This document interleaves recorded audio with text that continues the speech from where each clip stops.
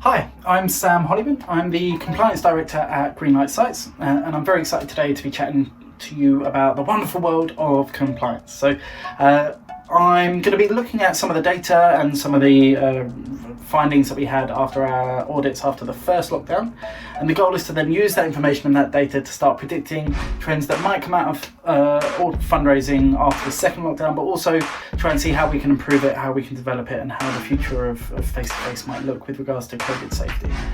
So first things first, I'm going to show you this graph. So this graph here is data that we've actually gained from our audits across the industry. So that's street, private site and door-to-door.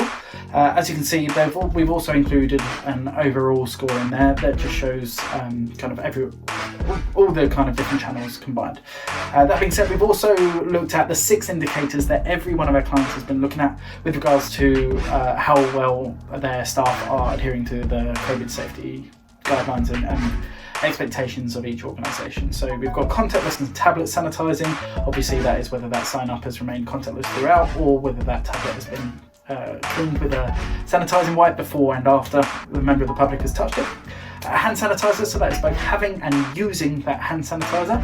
PPE, that famous phrase that we're all sick of hearing, but is also very important to keeping safety. Personal protective equipment is how well the individual organisation's expectations have been adhered to by their staff. Physical contact, so again, lack of high fives, lack of handshakes, lack of pats on the shoulder, or whatever it is that kind of physical contact comes under in fundraising. Then we have positioning, so that is looking at the individual fundraiser positioning in their team across all channels as to whether they are allowing for social distancing to be possible as they walk past. And then of course the social distancing itself. And then of course we've got the overall score, which is all 6 combined. So now what we can do is have a quick look at the overall trends. So this is the scores across all channels combined. So as you can see, the highest performing contactless and tablet sanitizing. So the amazing thing about this is that this shows what we all know about our fundraisers. The key part of being a face-to-face fundraiser is being adaptable, being able to listen to people and then react accordingly and deliver that message in a successful fashion. So what this shows is that fundraisers are able to listen to new guidelines and listen to new strategies or approaches towards their job and put that into action. It kind of backs up that idea that face-to-face fundraisers are some of the most adaptable staff across any industry. Obviously we've got hand sanitizer there. I'm going to talk a little bit about hand sanitizer and PPE as we talk about the different channels. But then an important kind of important observation here, is the positioning and the social distancing. I think that's probably the biggest change in face-to-face fundraising. Now, one thing we've kind of noticed across most audits is that the highest regularity of breaches towards social distancing is coming throughout the sign-up process. It's really, really kind of interesting to see when you're down on the ground and looking at these fundraisers doing their amazing work, is that they build such strong rapport and such strong bonds so quickly that naturally when they get that yes, there is an instinct to step in with that member of the public, show them the tablet and say, this is what we're going to be doing and these are the information I need. And so that is something that I remember being trained in, and opening your body language and welcome them into that form so that you can fill it in together. Now I think that is something that needs focus across the board from our trainers. We have some of the best trainers in any industry, and I think we all need to come together and say, look, remind yourselves in your conscious mind to keep that distance throughout and empower our fundraisers to say, actually, what I'm going to do is fill in this form, I'll turn it to you, but I need to make sure that I'm keeping that 2 meter distance. And if that member of the public steps in, make sure the fundraisers are stepping back. Or alternatively, they're having the confidence to say, actually, I'm ever so sorry, I've got to ask you, could you just pop back to that point just so that we can make sure we're not breaching any rules or regulations. Next, we're going to look at street fundraising. So we're going to compare all those overall trends to the street data. So it's worth noting this is a bit of a smaller data set compared to private sites and door-to-door. But that being said, it is very, very telling and shows some very important facts. So first of all, the one that draws your attention is of course that hand sanitizing score.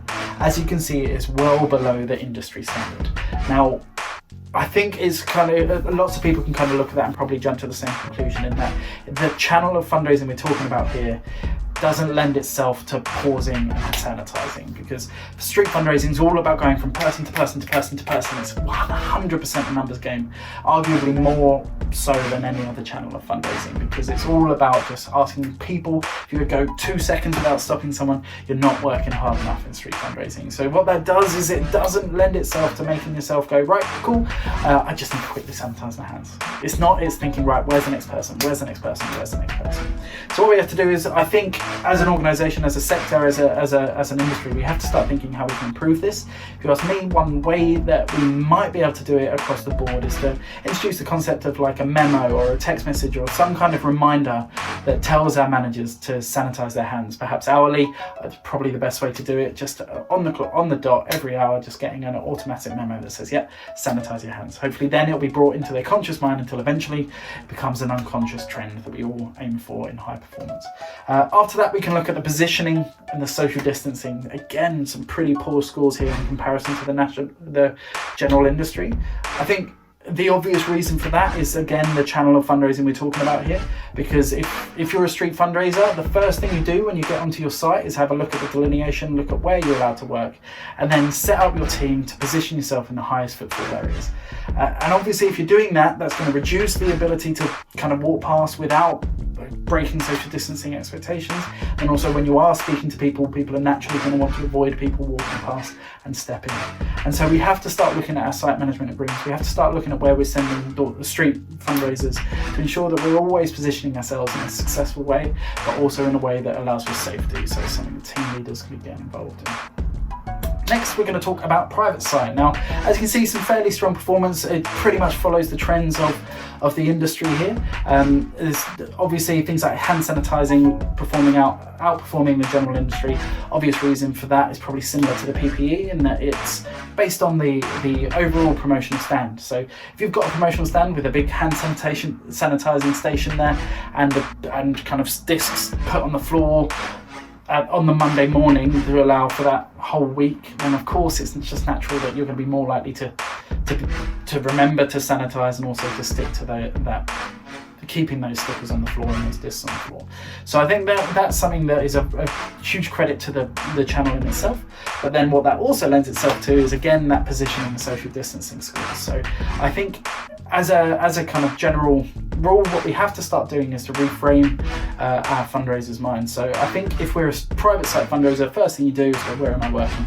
Find out your points, right? That's our promotional area. Let's spread out. You allow 2 people on the stand, let's say. You go that side, I'll go this side. Let's have as big a presence as possible.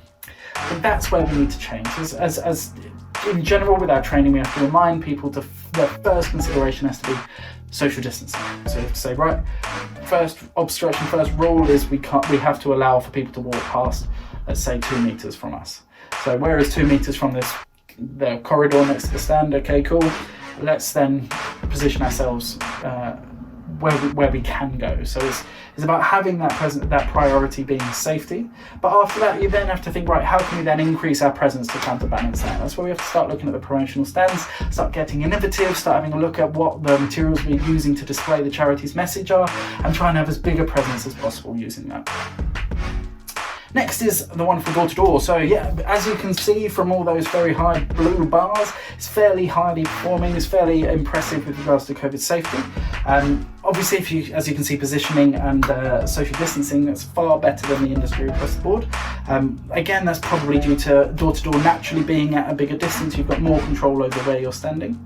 But then the one area that isn't performing as well is PPE. So here's where you have to bear in mind that we do include things like those discs and those mats and those social distancing indicators here. Now, if you're door to door, that means you're putting that down, picking it up 100, 200, 300 times a day, depending on how many doors you're knocking on. Of course, that is the feedback that we're getting from fundraisers, is that's the main issue. That, as well as damage by the weather, means that these items are getting more and more the fundraisers are getting less and less likely to want to use them. That's what we have to tackle. As an industry, we have to put our heads together and work out what can we do to indicate that we are taking social distancing into account without having to bend down and put these actual physical objects there. Now, that is a challenge that we all need to come up with, and as soon as I think one person fixes that, I promise you, across the board we can see an increase in safety measures in door to door, which will be hugely impacting on our industry. So that's some of the data. Obviously, that we could talk for hours. We all can. We love data. So yeah, we could certainly chat about other bits. Things to come up in the future is worth noting. I will be putting together an end of year report either later this month or early next month. That will have an awful lot more data similar to this, but across all different sections of your audits. That will show your own kind of trends compared to the industry at large and overall across the board. But also what it will do is kind of just be able to help you look at where there might be an increased risk and where we can all improve as an industry. But I just want to say a huge thank you. Another huge congratulations on the team on our 3rd birthday. It's been a pleasure kind of working in this incredible organisation. I can't wait to see what happens in the coming years. There's a lot of exciting stuff to come. Have an incredible time. Don't forget to come to Greenlight Mics this evening. Let's make sure we can support Tommy's as much as we possibly can. Thanks guys, see you soon.